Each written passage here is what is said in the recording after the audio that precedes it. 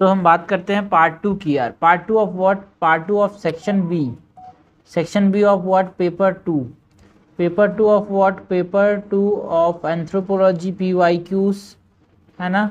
2022 में कौन कौन से क्वेश्चन आए थे? ठीक है, सो स्टार्ट करते हैं क्वेश्चन नंबर 7A से। 6 क्वेश्चन यहाँ पे देखेंगे। 7A क्या है भाई? Discuss the view of GS Ghurye and Verrier Elwin on the approach toward tribal population. ठीक है, what are the policies of the government of India toward Indian tribal population. ठीक है, गवर्नमेंट ऑफ इंडिया का tribal population के ऊपर कौन कौन से पॉलिसीज लिए गए थे वो बतानी है। एंड हमको अप्रोच की बात भी करनी है GS गुरे और वॉरियर एल्विन की ट्राइबल पॉपुलेशन के रिगार्डिंग। ठीक है, सो फिर से एक बार क्वेश्चन पढ़ते हैं। Discuss the view of GS Ghurye and Verrier Elwin on the approach toward tribal population, what are the policies of the government of India toward Indian tribal population. ठीक है, 20 मार्क्स का क्वेश्चन है। सो इसको इंट्रोड्यूस कर सकते हैं बाय मेंशनिंग अबाउट जो GS गुरे हैं और वॉरियर एल्विन है ना, उनका डिफरेंट डिफरेंट अप्रोच रहा है भाई टुवर्ड दी ट्राइबल पॉपुलेशन। उनका जो पर्सपेक्टिव है उसको बेस्ट अंडरस्टूड कर सकते हैं भाई। एक डिबेट है एसिमिलेशनिस्ट और आइसोलेशनिस्ट, मतलब एसिमिलेशन, देखो ये एसिमिलेशन में विश्वास रखते थे जो GS गुरे है ना, और जो वॉरियर एल्विन थे वो आइसोलेशन पे विश्वास करते थे। ठीक है, सो दोनों का अप्रोच जो है वो एक तरह से डिफरेंट डिफरेंट है यार। सो आंसर को इंट्रोड्यूस कर सकते हैं by mentioning that GS Ghurye and assimilationists believed in the integration of tribal population into the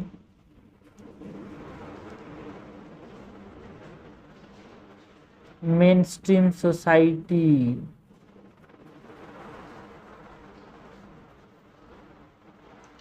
है ना, और जो गुरे थे ही argued that the tribal population has been isolated due to the historical and geographical factor, इसीलिए इनको एसिमिलेशन कर लेना चाहिए एंड उनके अपलिफ्टमेंट के लिए बहुत ज़रूरी है। ठीक है, सो यहाँ पे हम लिख सकते हैं जो की एस्पेक्ट है ऑफ गुरेज अप्रोच, इसमें क्या क्या आता है यार।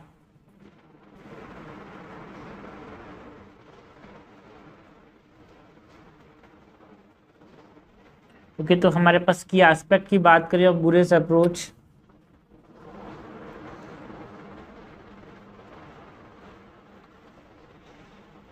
की एस्पेक्ट्स ऑफ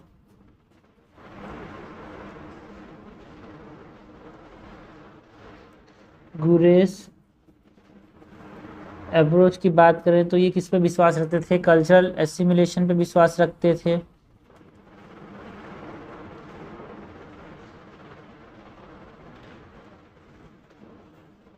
कल्चर एलिमिनेशन मतलब एसिमिलेशन का मतलब ये बोलते थे कि देखो भाई ट्राइबल कल्चर है, ये कोई डिस्टिंक्ट कल्चर नहीं है ना, एक लार्जर हिंदू कल्चर का ही पार्ट है।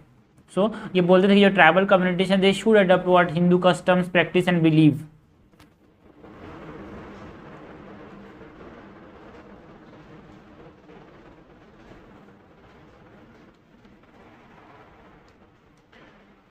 सो गुरे बिलीव दैट जो ट्राइबल कल्चर है ना, where it is not distinct and it should be absorbed into the larger Hindu culture। okay, तो कल्चर एसिमिलेशन की बात करते थे, सोशल इंटीग्रेशन की बात करते थे यार ये, बिकॉज एसिमिलेशनिस्ट है ना, सोशल इंटीग्रेशन की बात करते थे। सोशल इंटीग्रेशन का मतलब क्या है? ये मानते थे कि हमारे पास जो ट्राइबल पॉपुलेशन है उसको मेन स्ट्रीम सोशल स्ट्रक्चर में इसको इंट्रोड्यूस करना पड़ेगा, है ना, हमारे पास जोड़ना पड़ेगा। कैसे? कैसे जोड़ सकते हैं भाई, इसमें हम एस्टेब्लिशमेंट की बात कर सकते हैं of educational and health care facilities, है ना, और भी जैसे कि प्रमोशन ऑफ इंटरकास्ट मैरिजेस, है ना, ये सब की बात कर सकते हैं। Social integration, this include the establishment of educational and the establishment of educational and health care facilities in tribal areas, as well as the promotion of intercaste and intertribal marriage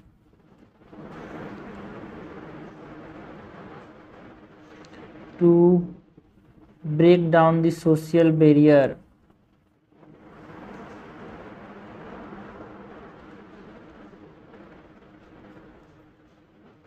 ये तो सोशल इंटीग्रेशन की बात करते थे, ये economic development की बात करते थे यार।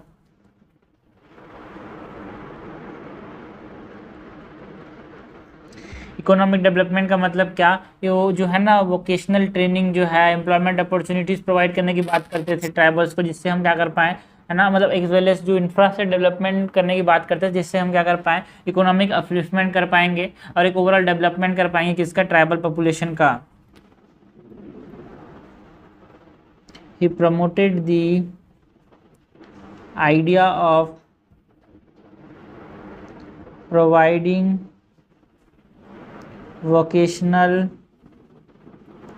training and employment opportunities to tribal population, as well as the development of infrastructure in tribal areas। ठीक है, सो ये होगा किसकी बात, वॉरेल एल्विन, मतलब गुरे की बात कर ली हमने ना। ऑन द अदर हैंड जो वॉरेल एल्विन थे वो एक आइसोलेशनिस्ट थे यार, है ना, ये बोलते थे कि जो ट्राइबल कल्चर है उसको प्रिजर्व करेंगे, उनकी ऑटोनॉमी देंगे उनको। सो उनका जो अप्रोच है वो क्या है, वो कल्चर प्रिजर्वेशन का है। यहाँ पे कल्चर एसिमिलेशन का था, उनका अप्रोच जो है कल्चर प्रिजर्वेशन का है। So on the other hand warrior Alvin and isolationist advocated for the preservation of tribal culture and their autonomy। Alvin's approach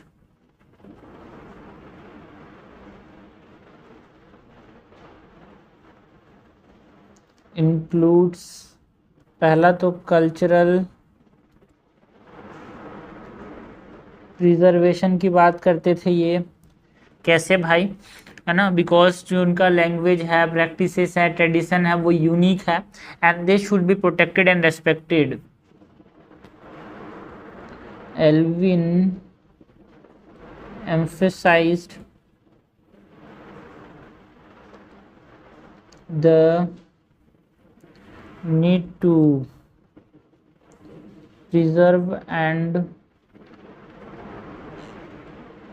document the unique cultural practice, language and tradition of tribal communities। So culture preservation की बात करते थे, ये बोलते थे कि उनको political autonomy देना चाहिए बिकॉज एक सेल्फ गवर्निंग इंस्टीट्यूशन देना है ट्राइबल को, क्योंकि वो कंट्रोल कर पाए खुद के अफेयर्स को, बिकॉज उनका एक डिस्टिंक्ट वे ऑफ लाइफ है, उनका एक डिस्टिंक्ट आइडेंटिटी है। सो पॉलिटिकल ऑटोनॉमी की बात करते थे ये। Okay,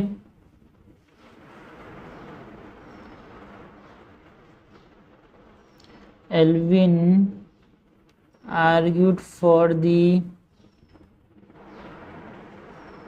establishment of self-governing institutions in tribal areas that would allow tribal communities to have the control of their own affairs.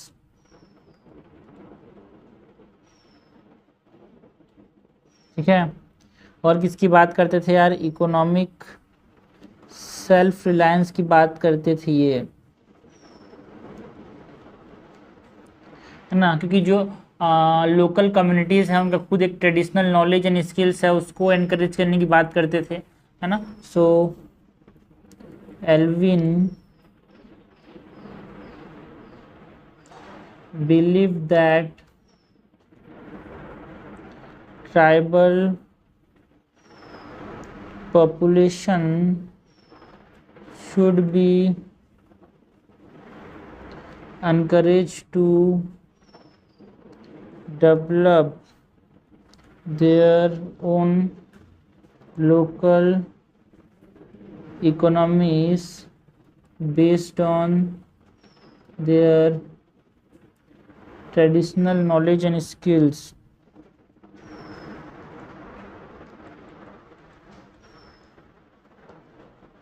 So in conclusion हम बोल सकते हैं कि जो गुरे और जो एल्विन का जो व्यू है वो एक तरह से कॉन्ट्रास्टिंग व्यू है यार, because Ghurye believe in assimilation of tribal population into the mainstream society, where Elwin जो थे वो preservation of the culture identity की बात करते थे, है ना। उनका खुद का पर्सपेक्टिव जो है ना, this perspective continue to shape the debates of tribal development in India. And जो गवर्नमेंट था उसने क्या अडॉप्ट किया भाई, एक mix of both approach to address the diverse needs of the community. So conclude में बोल सकते हैं that this perspective continue to shape the debate of tribal ना, दिस और the approach of Ghurye and Elwin continue to shape the debate on tribal development in India, with the government adopting a mix of both approaches to address the diverse needs of the tribal communities.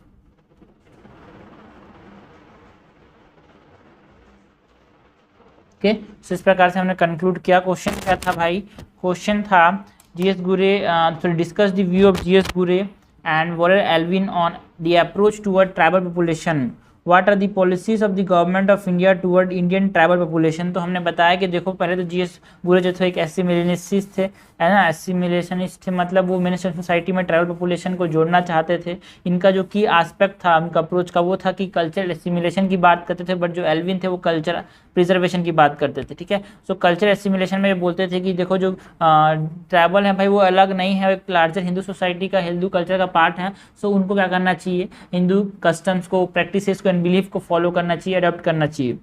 And also जो हमारे पास गुरे थे वो मानते थे कि social integration होना चाहिए भाई ट्राइबल्स का, कैसे by establishing educational institutions, health care facilities, है ना, इंटरकास्ट मैरिजेस को हमको फोकस करना चाहिए, ट्राइबल मैरिजेस पर हमको ध्यान देना है। वो बोलते थे कि जिसे हम सोशल बैरियर्स जो है उसको तोड़ पाएँ। और ये क्या बोलते थे कि हमारे पास इकोनॉमिक डेवलपमेंट अगर हमको करना है ट्राइबल्स का, तो उनको वोकेशनल ट्रेनिंग देना पड़ेगा, उनको एम्प्लॉयमेंट अपॉर्चुनिटीज़ प्रोवाइड करने पड़ेगी और ट्राइबल एरियाज़ में इंफ्रास्ट्रक्चर डेवलप करने पड़ेगा, तब जाके हम उनको क्या कर सकते हैं, इकोनॉमिक फुलफिलमेंट की तरफ ले जा सकते हैं। बट दूसरी तरफ हम एवरेल एलिवन की बात करें तो एक आइसोलेशनिस्ट थे, बोलते थे कि भाई ट्राइबल जैसे हैं, उनका एक यूनिक कल्चर है, उनके उनके हाल में छोड़ दो, इनको ऑटोनॉमी प्रोवाइड करो। बिकॉज ये बात करते थे अबाउट कल्चर प्रिजर्वेशन, यार उनका कल्चर प्रैक्टिस जो है, लैंग्वेज जो है, ट्रेडिशन है, वो एक तरह से खुद का है, एक आइडेंटिटी है उसके अंदर, तो उसको प्रिजर्व एंड डॉक्यूमेंट करने की बात करते थे। बोलते थे कि उनको पॉलिटिकल ऑटोनॉमी दो, उनको एक सेल्फ गवर्निंग इंस्टीट्यूशंस रहे हैं यार, उनके कुछ एस्पेक्ट्स में वो काम करते हैं, ठीक है, सेल्फ गवर्निंग इंस्टीट्यूशंस रहे हैं। बिकॉज वो जो है ना अपना एक डिस्टिंक्ट वे ऑफ लाइफ की वजह से जाना जाता था, उनका एक डिस्टिंक्ट आइडेंटिटी है, खुद के अफेयर्स जो है खुद कंट्रोल करने की उनको ताकत देनी है। और क्या बोलते थे कि देखो जो एवरेल एल्विन है वो बोलते थे एवरेल एल्विन की जो ट्राइबल कम्युनिटीज़ है ना, उनका सेल्फ रिलायंस की तरफ ध्यान दो यार, हम जाकर उनको डेवलप करेंगे तो दिक्कत हो जाएगा, उनकी खुद की जो लोकल इकोनॉमीज़ है, उनके खुद का जो नॉलेज है, उनके खुद के जो स्किल्स है उसको वो डेवलप करें। सो इससे हम क्या कर सकते हैं, उनके बेटर फुलफिलमेंट ला सकते हैं इकोनॉमिक एस्पेक्ट में। सो इन कंक्लूजन हमने बोला कि देखो भाई जो अप्रोचेस रहे हैं गोरे के एल्विन के, वो हमेशा डिबेट के मुद्दे रहे हैं यार। बट हाँ, गवर्नमेंट ने क्या किया, गवर्नमेंट ने अडॉप्ट किया मिक्स ऑफ बोथ अप्रोच है ना to address the diverse needs of the tribal communities. Because जो ट्राइबल कम्युनिटी है ना, मॉडर्नाइजेशन मतलब जो है वेस्ट मतलब एक समझना ज़्यादा मतलब एक ज़्यादा ट्रेडिशनल सोसाइटी से एकदम है ना, अभी वहाँ पे उतना as compare to the modern society वहाँ पे उतने ज़्यादा प्रैक्टिसेस जो हैं प्रिमिटिव हैं, तो उसको आइसोलेशनिस्ट का अप्रोच अपनाया। बट जो थोड़ा सा है ना एडवांस तो नहीं बोलेंगे, बट हाँ थोड़ा सा मॉडर्न जो कल्चर है उसकी तरफ थोड़ा सा घुस चुके हैं, जो हिंदू कल्चर की तरफ अडेप्ट हो चुके हैं, उनको एक तरह से एसिमिलेशनिस्ट की फॉलो करना चाहिए अप्रोच। और जो थोड़े से प्रिमिटिव है उन पर थोड़ा सा प्रिमिटिव इन द सेंस है ना, प्रिमिटिव कोई होता नहीं है, अपने आप में सब अच्छे होते हैं, बट हाँ उनको अगर माना जा रहा है मतलब उनके जो प्रैक्टिस है थोड़े से मॉडर्न के कंपेरिजन में थोड़े से अगर अलग हैं, तो उनको क्या करना चाहिए, आइसोलेशनिस्ट अप्रोच अपनाना चाहिए। इस तरह से गवर्नमेंट ने अभी तक ये जो डेवलपमेंटल इशूज हैं उसको यहाँ पे सॉल्व किया है यार। नेक्स्ट क्वेश्चन देखते हैं भाई। नेक्स्ट क्वेश्चन क्या है, discuss the issues and solution related to the schedule tribes and schedule caste in India. जो schedule tribes and schedule caste में जो इशूज हैं उसको बताना है एंड उसके सॉल्यूशंस के बारे में बताना है इन इंडिया, ठीक है। सो फिर से अगर पढ़ते हैं, discuss the issues and solution related to the schedule caste and schedule tribes population in India, ठीक है। तो आंसर को हम इंट्रोड्यूस कैसे कर सकते हैं भाई, we can introduce the answer by mentioning that जो एसटीज़ हैं या फिर जो एसटीज़ हैं है ना, वो जनरली मार्जिनलाइज हैं यार, which are the most marginalize and vulnerable social groups, जो कि हमको देखने को मिलता है। इन्होंने हिस्टोरिकली बहुत सारे डिस्क्रिमिनेशन, सोशल एक्सक्लूजन या फिर इकोनॉमिक डिसएडवांटेज को फेस किया है। सो इसकी बात कर सकते हैं हम दी schedule cast SC and schedule tribe ST population in India are the most marginalized and vulnerable social group who have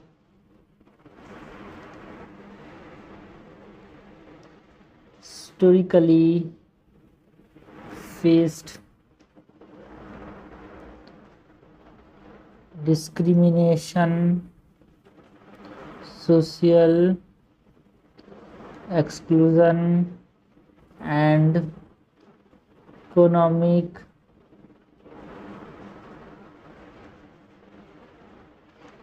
disadvantages।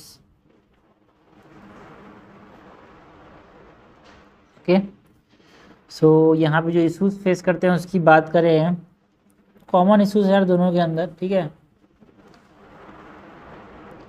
Issues faced by schedule caste and schedule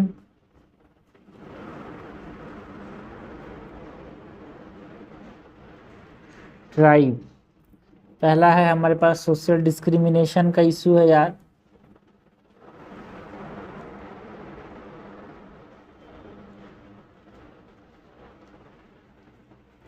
social discrimination में क्या क्या बोल सकते हैं भाई, देखो S T and S C population जो है उन्होंने अनटचेबिलिटी फेस किया, सोशल एक्सक्लूजन फेस किए, फिर जो बेसिक राइट्स है ना भाई उसको मतलब हजारों सदियों बाद तक, मतलब हजारों मतलब सदियों बोल रहा हूँ है ना, सेवरल डिकेड से हमारे पास इंडिपेंडेंस के मतलब इंडिपेंडेंस के 70 साल 75 साल भी हो गए, फिर भी आज भी हमारे पास देखने को मिलता है अनटचेबिलिटी, सोशल एक्सक्लूजन। ठीक है, सो एक तरह से उनको कास्ट सिस्टम में लोअर हायरार्की में रखा गया है सब इसकी वजह से। तो ये हम बता सकते हैं कि ये बहुत सारे इश्यूज हैं यार। So social discrimination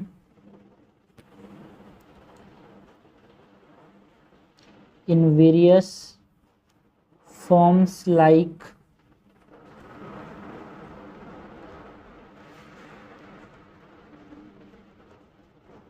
untouchability, social exclusion and denial of basic rights।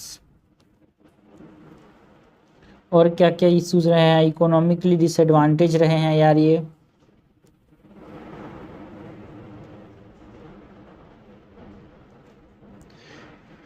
क्योंकि आप समझना इनको, because traditionally they are engage in menial and manual jobs, जिसकी वजह से इनको है ना बहुत कम अपॉर्चुनिटी मिल पाती है कि ये सोशली मोबिलाइज हो पाए, है ना।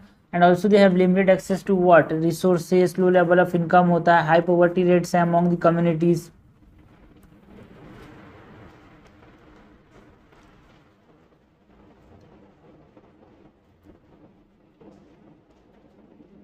इकोनॉमिकली डिसएडवांटेज क्यों रहे हैं यार? Due to historical reasons as they were traditionally engaged in menial jobs with low or little opportunity of social mobility।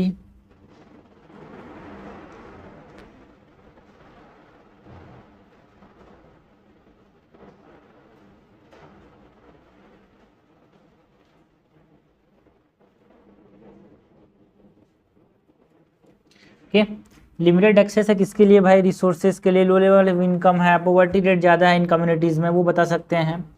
And कैसे यहाँ पे जो एजुकेशनल डिस्पैरिटीज़ है उसकी बात कर सकते हैं हम।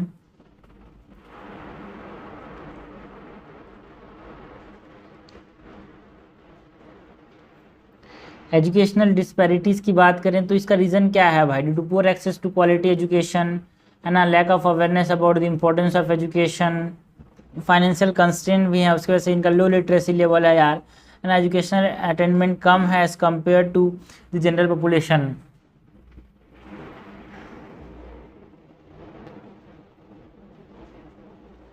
Regions for this disparity include poor access to quality education, lack of awareness about the importance of education and financial constraints की वजह से एजुकेशनल डिस्पैरिटीज़ रही।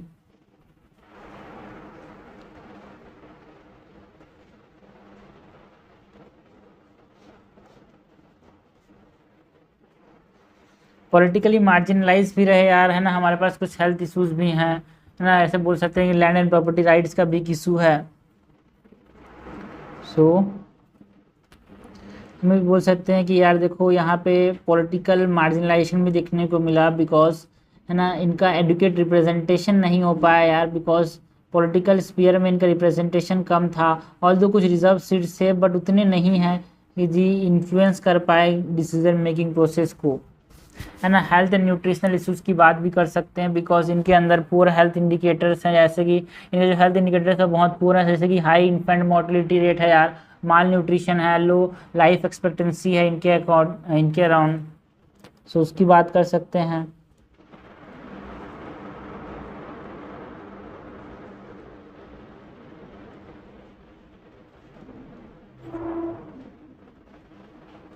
such as high infant mortality rates, malnutrition and low life expectancy. Okay ना, land and property rights का भी issue है, because यहाँ पे जनरली ये डिस्प्लेस्ड वाले लोग होते हैं, मार्जिनलाइज कर दिया जाता है, इनको लैंड के तक छीन लिया जाता है। सो वो सब चीज़ें हैं ना। सॉल्यूशंस क्या है भाई to address this issues?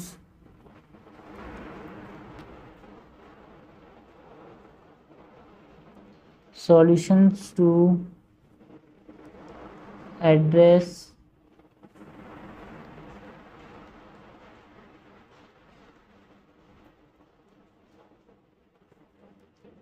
Solution to address the issues, जिसमें हमारे पास कुछ लीगल फ्रेमवर्क्स बनाने पड़ेंगे यार, है ना। लीगल फ्रेमवर्क बनाना पड़ेगा, है ना, जिससे हमारे पास जो एग्जिस्टिंग लॉस हैं उसको अच्छे से इम्प्लीमेंट कर सकें, और भी लॉस बनाने पड़ेंगे जिससे हम डिस्क्रिमिनेशन को प्रिवेंट कर सकें, फिर जो वायलेंस हो रहा है उसके रिगार्डिंग उनको प्रिवेंट कर सकें। तो हमारे पास ज़रूरत क्या है? Strengthening of the legal framework and effective implementation of the existing laws such as जो प्रिवेंशन ऑफ एट्रोसिटीज एक्ट है वो करना पड़ेगा। So strengthening the legal framework and effective implementation existing laws such as the Prevention of Atrocities Act। और क्या करना पड़ेगा भाई? इकोनॉमिक एम्पावरमेंट के लिए हम क्या करेंगे? टारगेटेड प्रोग्राम्स बनाएंगे फॉर स्किल डेवलपमेंट, एंटरप्रेन्योरशिप, या फिर उनको एक्सेस कराएंगे एसटी पॉपुलेशन को टू दी क्रेडिट्स, है ना, जिससे हमारे पास उनका जो पॉवर्टी है वो कम कर सके और उनके लिए एक एनहांस कर सके इकोनॉमिक अपॉर्चुनिटीज़ को। सो economic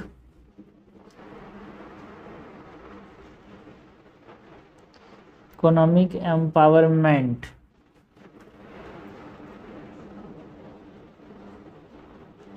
implementing targeted programs for skill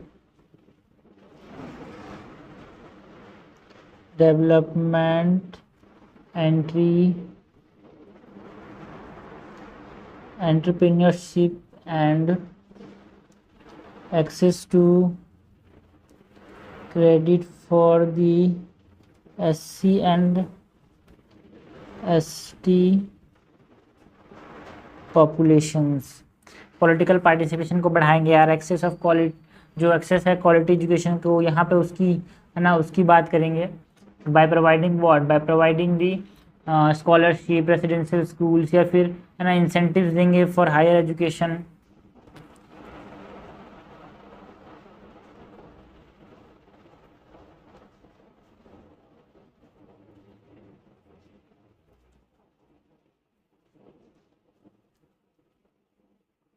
providing scholarships,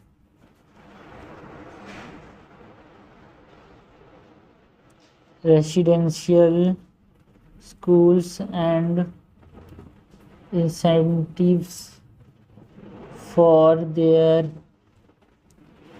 retention and higher education, है ना। लैंड एंड प्रॉपर्टी राइट्स देंगे जो कि दिक्कत है। हेल्थ एंड न्यूट्रिशन को बढ़ाने के लिए हमारे पास, है ना, वहाँ पे टारगेटेड हेल्थ प्रोग्राम्स बनाएंगे, है ना। और भी क्या कर सकते हैं? जो पॉलिटिकल पार्टिसिपेशन की कमी है उसको यहाँ पे रिजर्वेशन के थ्रू और भी बढ़ा सकते हैं यार, जिससे डेवलप करें लीडरशिप स्किल्स उनके अंदर, जिससे और भी ज़्यादा यहाँ पे रिप्रेजेंटेशन हो। Social and awareness and sensitization कर सकते हैं, because they have to be मतलब informed regarding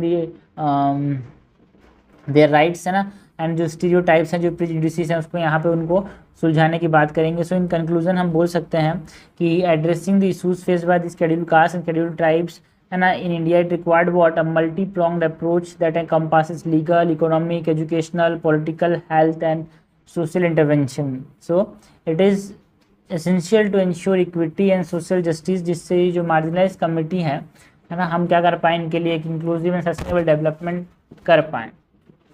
So thus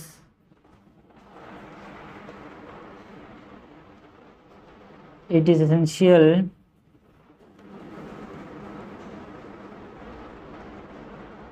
to ensure equity and social justice for these marginalized communities to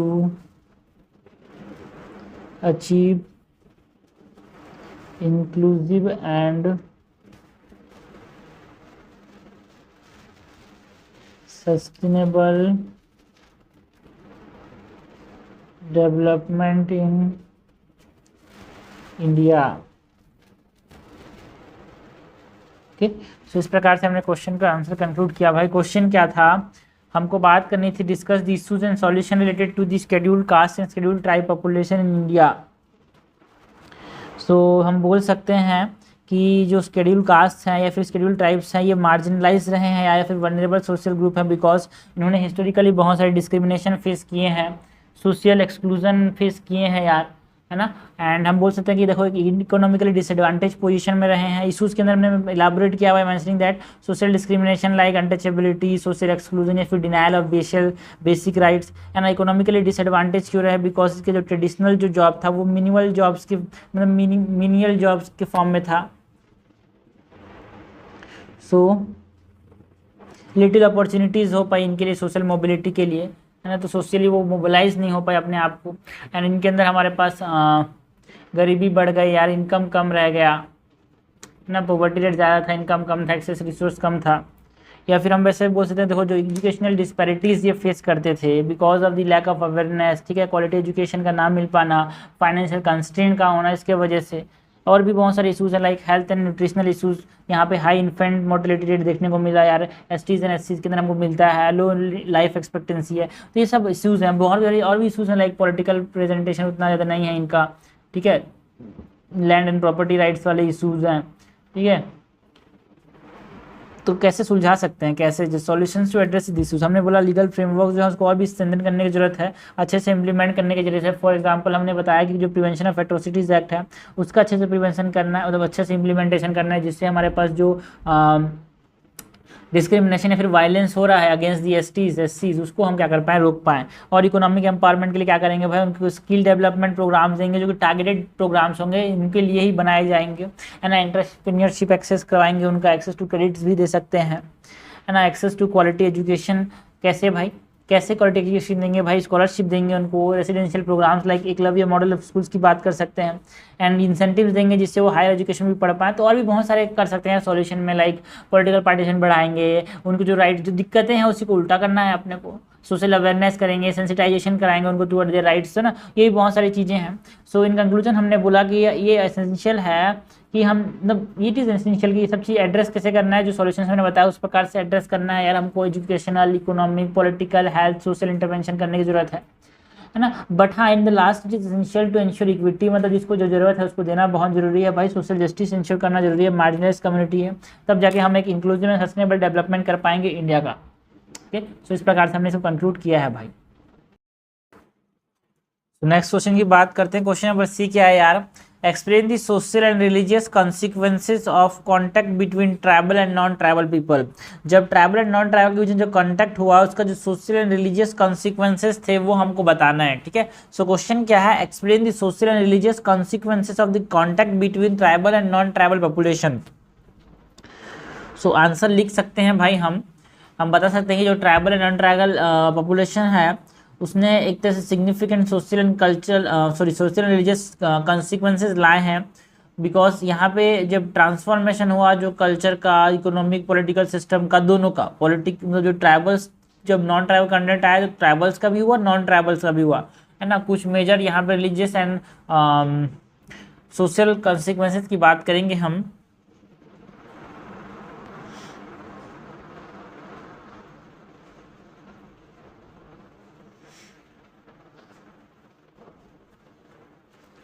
between tribal and non-tribal population has led to the transformation of cultural, economic and political system of both tribal and non-tribal societies। Okay, so यहाँ पे कुछ religious and social consequences की बात करें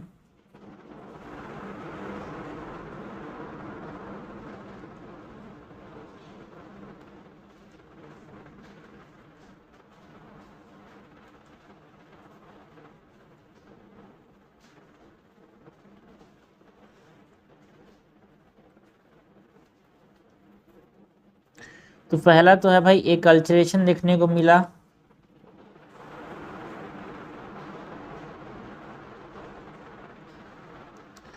एक culturation क्या होता है? It refers to the process of cultural change and adaptation that occur when two distinct culture group जब आपस में कांटेक्ट आते हैं। यहाँ पे हमारे पास जब tribal and non tribal people जब इंटरेक्ट किए तो म्यूचुअल एक्सचेंज हुआ यार, कल्चरल एलिमेंट्स का, जैसे कि लैंग्वेजेस की बात, कस्टम, है ना, बिलीफ। जैसे कि हम बोल सकते हैं एग्जांपल के तौर पे जो सांथाल ट्राइब जो थे, जब नॉन ट्राइबल से कॉन्टेक्ट में आए तो यहाँ पे जो एलिमेंट्स थे, हिंदुज़म, क्रिश्चियनिटी, इस्लाम, है ना, वो यहाँ पे इनके अंदर चला गया, जो कि नॉन ट्राइबल पॉपुलेशन फॉलो करते थे। So when tribal and non tribal population interact, there is a mutual exchange of cultural elements such as language, customs, belief and values। Example के तौर पे the Santhal tribe in eastern India has adopted elements of Hinduism, Christianity and Islam due to their interaction with non-tribal population। सो एक culturation देखने को मिला यार, और क्या है, सोशल स्ट्रेटिफिकेशन देखने को मिलता है।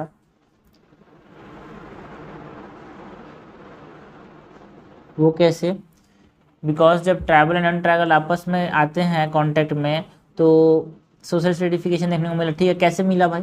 ये जो ट्राइबल कम्युनिटीज़ हैं दे ट्रेडिशनली फॉलोड एक इगैलिटेरियन सोशल स्ट्रक्चर फॉलो करते थे, है ना। बट जब वो इन्फ्लुएंस में आते हैं नॉन ट्राइबल सोशल सिस्टम के, जहाँ पे पर्टिकुलरली कास्ट सिस्टम की बात होती है, सोशल हायरार्कीज होती है यार, एक तरह से इनइक्वालिटीज़ आ जाता है कि इसके अंदर, ट्राइबल सोसाइटीज़ के अंदर। जैसे कि जो गोंड ट्राइब था in central India, they experience what, emergence of social stratification, जब वो नॉन ट्राइबल के कॉन्टेक्ट में आए। है ना. सो with the influence of non-tribal social system, particularly the caste system, social hierarchies and inequalities have emerged in tribal societies. For example, the Gond tribe in central India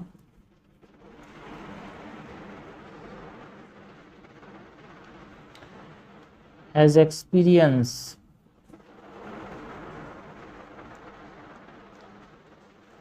the emergence of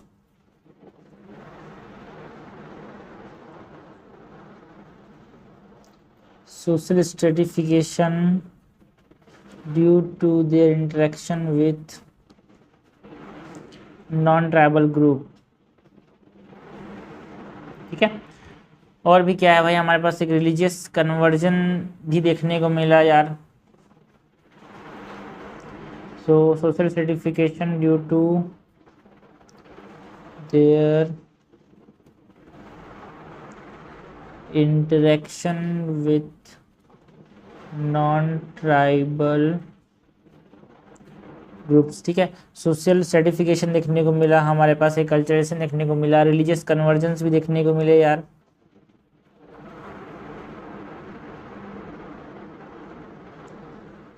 है ना.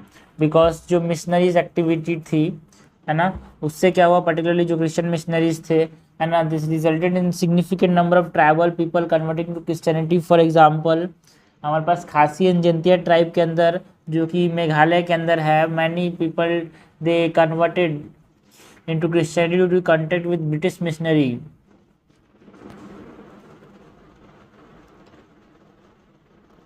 The Khasi and Jaintia tribes in Meghalaya have largely converted to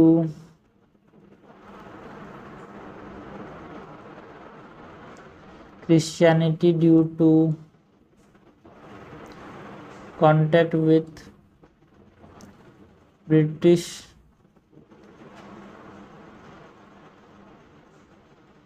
missionaries during the colonial period. Okay. And हमारे पास एक तरह से disintegration भी देखने को मिला यार, जब उनके कांटेक्ट में आया तो, है ना, इकोनॉमिक एक्सप्लॉयटेशन भी देखने को मिला, है ना, कल्चर एसिमिलेशन भी देखने को मिला. सो यहाँ पे हम बात कर सकते हैं about economic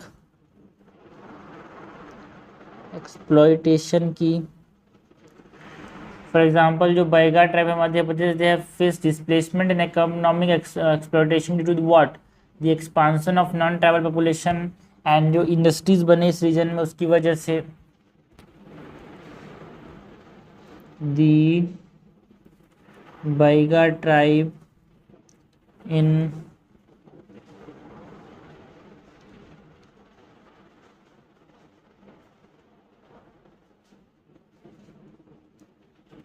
have faced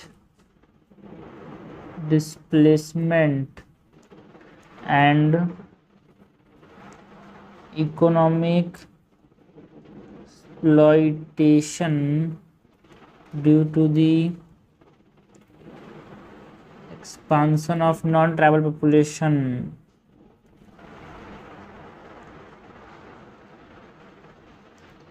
And industries in their region. Okay. Culture assimilation की बात भी कर सकते हैं, जैसे कि ग्रेट अंडमानीज जो थे they have experience what culture assimilation, जो उनका ट्रेडिशनल लैंग्वेज था उसका लॉस देखने को मिला यार। अंडमान आइलैंड्स के अंदर बात कर सकते हैं, है ना। Disintegration of traditional value system में यहाँ पे बोल सकते हैं जैसे कि जो टोला ट्राइब थे भाई हमारे पास नीलगिरी के अंदर, उनके जो ट्रेडिशनल इंस्टीट्यूशंस थे वो एक तरह से लॉस हो गए, because they are generally societies which are based on village council, kinship based social structure होता है यार। यहाँ पे इंडिजिनस रिलीजियस प्रैक्टिस होता है, बट जब उसके कॉन्टैक्ट में आते हैं नॉन ट्राइबल्स के तो उनका क्या होता है, डिसइंटीग्रेशन हो जाता है ट्रेडिशनल इंस्टीट्यूशन का।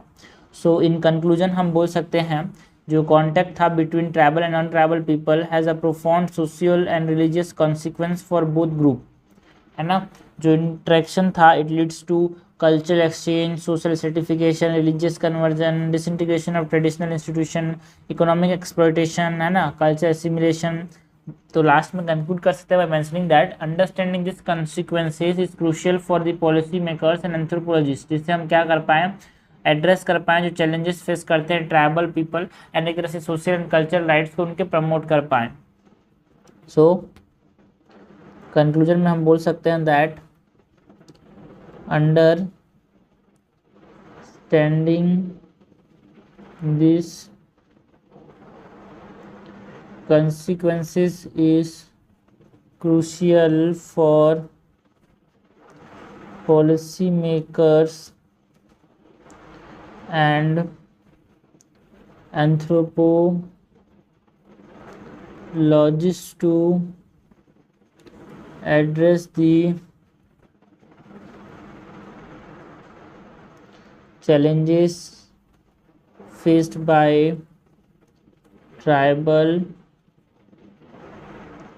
communities and to promote their social and cultural rights। Okay, so question क्या था भाई, क्वेश्चन था explain the social and religious consequence of contact between tribal and non tribal. तो हमने बताया कि देखो यार जब ट्राइबल एंड नॉन ट्राइबल का जब कॉन्टैक्ट हुआ तो बहुत सारे cultural, economic and political system में चेंजेस आए। Major social and religious consequences की बात करें तो एक कल्चरेशन देखने को ही मिला, मतलब जो ट्राइबल्स से और नॉन ट्राइबल्स से उनके बीच में एक लैंग्वेज का, कस्टम का, बिलीफ का, वैल्यू सिस्टम का एक्सचेंज हुआ। फॉर एग्जांपल हमने बात की कि ऐसे संथास जब थे, जब उन्होंने नॉन ट्राइबल के कॉन्टेक्ट में आया तो एक तरह से हिंदुइज्म, क्रिश्चियनिटी, इस्लाम को एक तरह से अपनाया यार। इनसे सोशल सर्टिफिकेशन देखने को मिला, बिकॉज जब नॉन ट्राइबल्स के कांटेक्ट में आए तो उनके पास जो एक तरह से हायरार्कीज थी, सोशल हायरार्कीज थी, इनइक्वालिटीज़ थी, लाइक कास्ट सिस्टम, वो इनके अंदर आ गया ट्राइबल्स के अंदर, जो कि पहले नहीं था। जैसे कि हमने बात की अबाउट गोंड ट्राइब जो कि सेंट्रल इंडिया में रहते हैं, मतलब सेंट्रल इंडिया में, मध्य प्रदेश, छत्तीसगढ़, है ना। उन्होंने एक्सपीरियंस किया ऑफ सोशल सर्टिफिकेशन, बिकॉज जब नॉन ट्राइबल ग्रुप के कंटेंट में आया तो ट्राइबल के अंदर भी एक तरह से हायरार्कीज डेवलप हो गई यार, सोशल सर्टिफिकेशन डेवलप हो गया, है ना। रिलीजियस कन्वर्जन देखने को मिला। फॉर एग्जांपल जो जयंतिया एंड काशी, जो खासी ट्राइब है मेघालय के अंदर, जब ब्रिटिश एक्सपांसन मतलब ब्रिटिश मिशनरीज जो कॉलोनियल टाइम में ये आए तो वहाँ पे उन्होंने क्रिश्चियनिटी पे कन्वर्ट कर लिया अपने आप को यार। इकोनॉमिक एक्सप्लॉयटेशन भी देखने को मिला, बिकॉज डिस्प्लेसमेंट की फॉर्म में, इकोनॉमिक एक्सप्लॉयटेशन की फॉर्म में है ना, इकोनॉमिक एक्सप्लॉयटेशन हुआ नॉन ट्राइबल जब इनके साथ आ गए, इनके कॉन्टैक्ट में आए, बिकॉज इंडस्ट्रीज जब यहाँ पे इन्होंने लगाने की बात की, डेवलपमेंट करने की बात की, तो उनका एक तरह से नुकसान हुआ यार इस तरीके से कि इनको डिस्प्लेसमेंट एंड एक्सप्लॉयटेशन फेस करना पड़ा। सो इन कंक्लूजन हमने बोला कि देखो अंडरस्टैंड करना बहुत ज़रूरी है ना, कि सोशल एंड रिलीजियस कॉन्सिक्वेंस को, जिससे जो पॉलिसी मेकर्स हों, जो एंथ्रोपोलॉजिस्ट हों, वो जो चैलेंजेस फेस करते हैं ट्राइब्स, उसको एड्रेस कर पाएँ यार, और एक सोशल एंड कल्चर राइट्स को उनके प्रोटेक्ट कर पाएँ और प्रमोट कर पाएँ। ओके, नेक्स्ट क्वेश्चन देखते हैं भाई। नेक्स्ट क्वेश्चन क्या है, क्वेश्चन नंबर 8 क्या है, compare the nature of tribal movement between the north east and central India. ठीक है, जो ट्राइबल मूवमेंट है नॉर्थ ईस्ट के अंदर, सेंट्रल इंडिया को, दोनों कंपेयर करना है। Briefly mention the current status of the existing tribal movement in this areas. क्या आज कैसा स्टेटस है भाई, आज क्या है वहाँ पे, ट्राइबल मूवमेंट्स की बात करनी है। ठीक है, सो क्वेश्चन क्या है, compare the nature of tribal movement between north east and central India, briefly mention the current status of existing tribal movement in this areas. So answer को हम इंट्रोड्यूस कर सकते हैं बाय मेंशनिंग दैट, है ना, ये ट्राइबल मूवमेंट्स हैं north east India के अंदर, और जो सेंट्रल इंडिया के अंदर उनमें डिफरेंसेस हैं यार, in terms of what, nature, objective या फिर हिस्टोरिकल बैकग्राउंड के अंदर। जो ट्राइबल मूवमेंट है नॉर्थ ईस्ट इंडिया के अंदर, they are primary driven by what, है ना, वो कारण क्या है उसका, एथनिक, कल्चर एंड पॉलिटिकल, है ना, डिफरेंसेस जो है वो कारण है। बट जो सेंट्रल इंडिया है ना, उसका मेन जो कारण है वो है social, economic and land rights issues, ठीक है। तो मेन डिफरेंसेस हम बता के यहाँ पे इंट्रोड्यूस कर सकते हैं।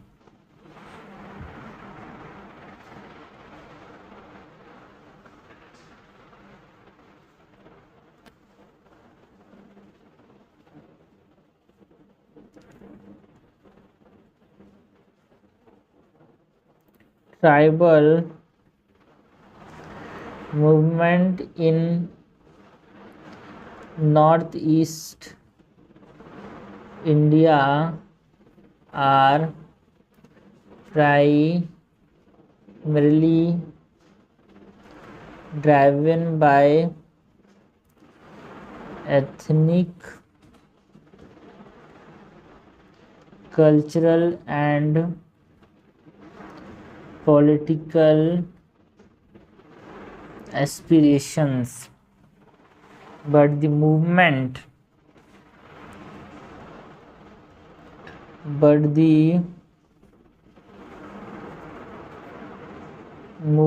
in central India are largely focused on social, economic and land right issues, ठीक है। जो नॉर्थ ईस्ट इंडिया में वहाँ पे एथनिक, कल्चर एंड पॉलिटिकल कारण है, बट जो सेंट्रल इंडिया में वहाँ पे social, economic and legal land rights के कारण है। सो पहले तो सही से यहाँ पे हम कैटेगराइज करते हैं कि जो मूवमेंट है नॉर्थ ईस्ट इंडिया में, it is primarily categorize into 3 types, because हमको समझना, compare the nature of the tribal movement between, ये हमने बताना है, ठीक है, नेचर कैसा है।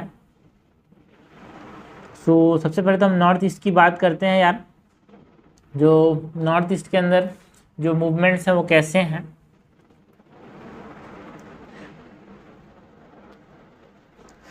ओके, सो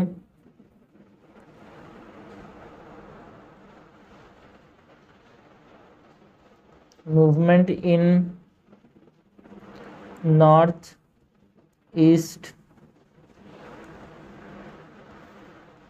इंडिया, पहले तो movement of autonomy and statehood, 3 तरह के मेन मूवमेंट है यहाँ पे।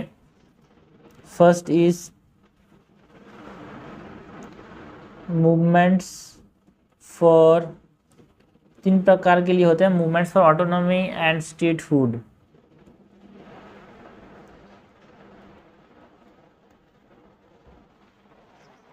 फॉर एग्जाम्पल यहाँ पे कुछ ट्राइबल ग्रुप्स हैं नॉर्थ ईस्ट इंडिया के अंदर जहाँ पे डिमांड करते हैं कि हमको ऑटोनॉमी चाहिए, स्टेट हुड चाहिए, है ना, इंडियन यूनियन के अंदर, सच एज दी बोडोस, कुकीज़, है ना, कार्बी एंग्लोन के अंदर।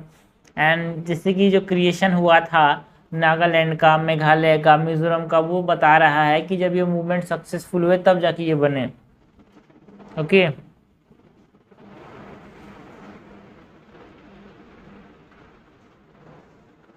तो यहाँ पे हम बोल सकते हैं कि द क्रिएशन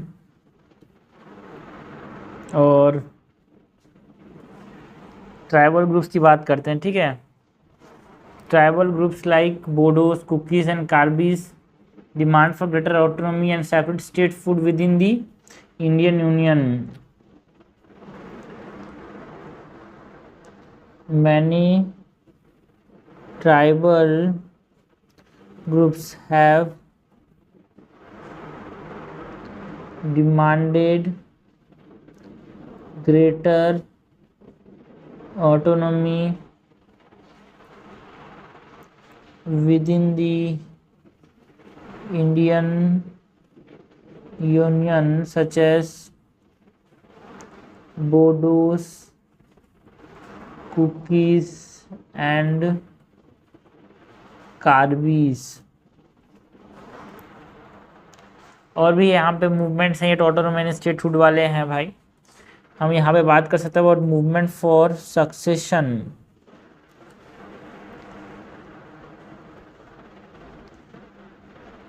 सॉरी सेशन भाई अलग होना, not succession. Movement for session and self determination, movement of cessation and self determination, जिसमें हमारे पास कुछ ट्राइबल ग्रुप्स हैं यार, जैसे कि Nagas and Mizos, they initially sought complete independence from India.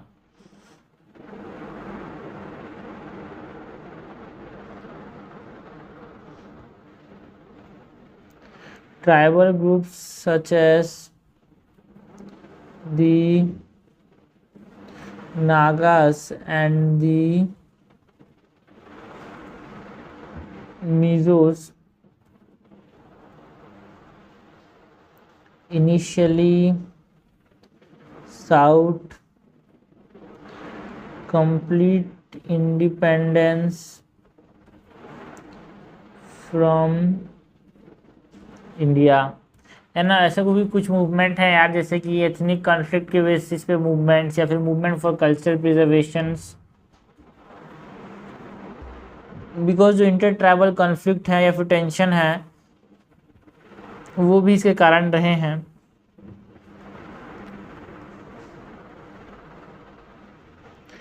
Ethnic conflicts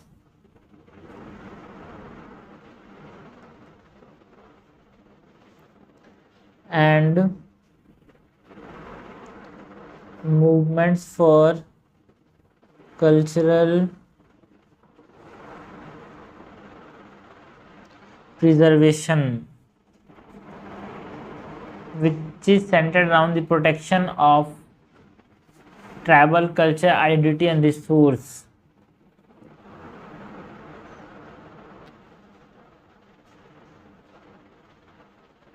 Centered around the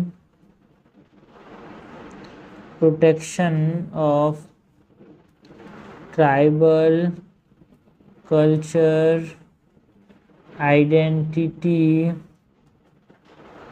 and resources। ठीक है, तो ये हमने नॉर्थ ईस्ट की बात की लाइक। अब इन कंट्रास्ट अगर हम बात करें ट्राइबल मूवमेंट जो सेंट्रल एशिया में है वो किस लिए हैं भाई।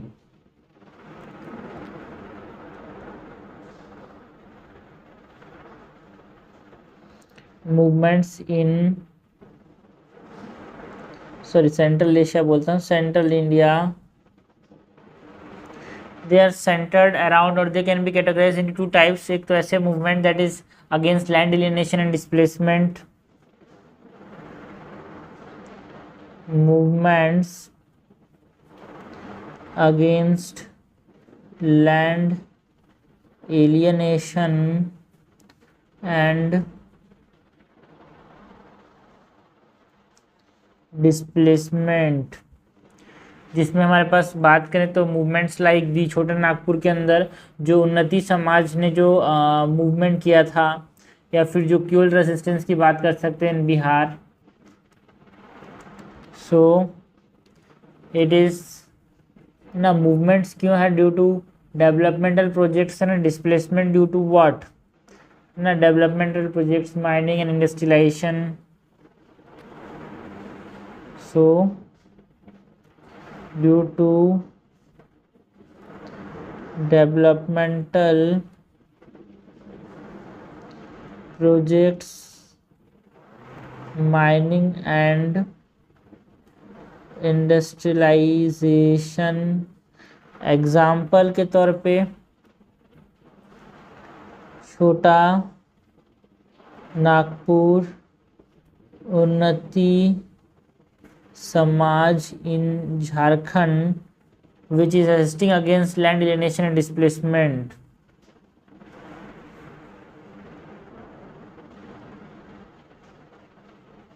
और मूवमेंट्स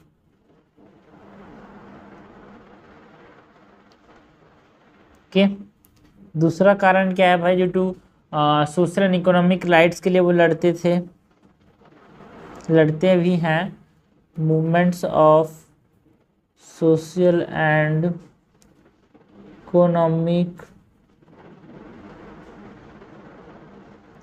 राइट्स, जिसमें हमारे पास एग्जांपल्स की बात करें, सो बिकॉज अपना एक बेटर प्रोटेक्टिव लेजिस्लेशन बनाने के लिए, एक सोशल जस्टिस को है ना रहने मतलब लागू करने के लिए, है ना इकोनॉमिक डेवलपमेंट लाने के लिए उस एरिया का ट्राइबल कम्युनिटीज़ जो है वो एक तरह से क्या करते हैं, सोशल एंड इकोनॉमिक राइट्स के लिए मूवमेंट करते हैं। यहाँ पे हम बात कर सकते हैं अबाउट झारखंड का जो मुक्ति मोर्चा है ना, जिन्होंने एड्रेस किया of the issue like socio economic deprivation जो था, है ना न्यूली फार्म जो झारखंड उसमें बना था बिहार के अलग, है ना उसको ध्यान नहीं दिया जा रहा था, तो उसके रिगार्डिंग इसने जो लड़ाई लड़ी उसकी एग्जाम्पल दे सकते हैं यहाँ पे। दी Jharkhand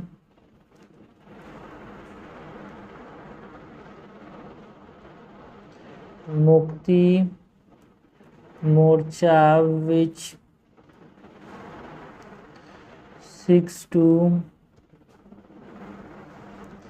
address issues of social and economic deprivation within the newly formed state of Jharkhand के। सो ये सब हमारे पास है भाई चीज़ें सेंट्रल एशिया के अंदर, सॉरी सेंट्रल एशिया बोलता हूँ, सेंट्रल इंडिया के अंदर। बट हाँ आज हम करंट स्टेटस की बात करें ट्राइबल मूवमेंट्स का, है ना वो फ्रेगमेंटेशन या फिर डाइवर्सिफाई हो गया है यार,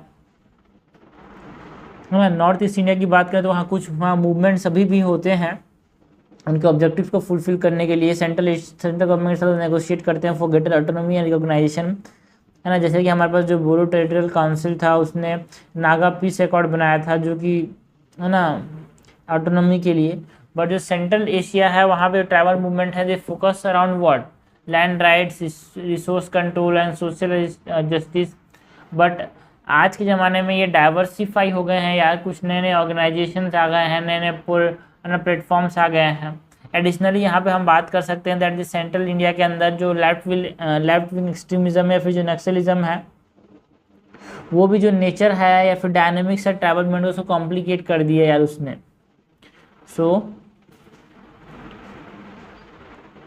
यहाँ पे हम बोल सकते हैं because second part of the question हमसे पूछा गया है briefly mention the current status, ठीक है ब्रीफली बताना है current status of the existing tribal movement in this area. So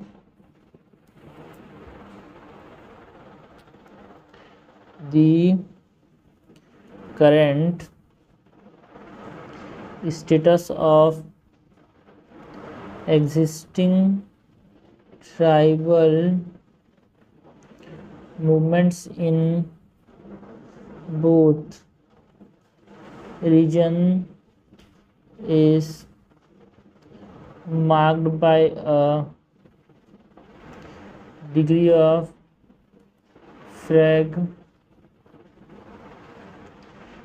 fragmentation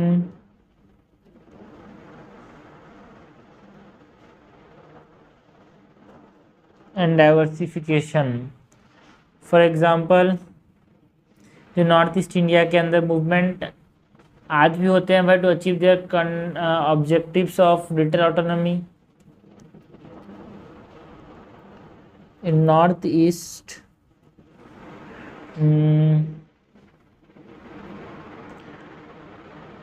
जैसे कि यहाँ पे नॉर्थ ईस्ट की क्या बात करते हैं एग्जाम्पल के तौर पे in north east the Bodo territorial council and the recent signing of the Naga peace accord and are examples of the ongoing negotiation. The Bodo territorial Council and the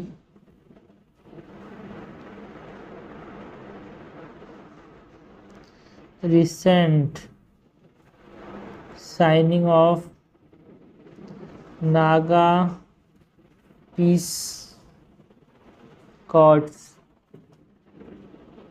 are the examples of ongoing negotiations.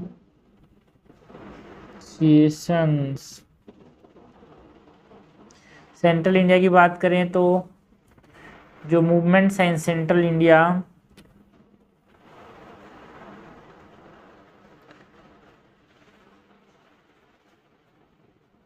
है ना, movements continue to focus the issues of land rights, resource control and social justice. Tribal movement continues to focus on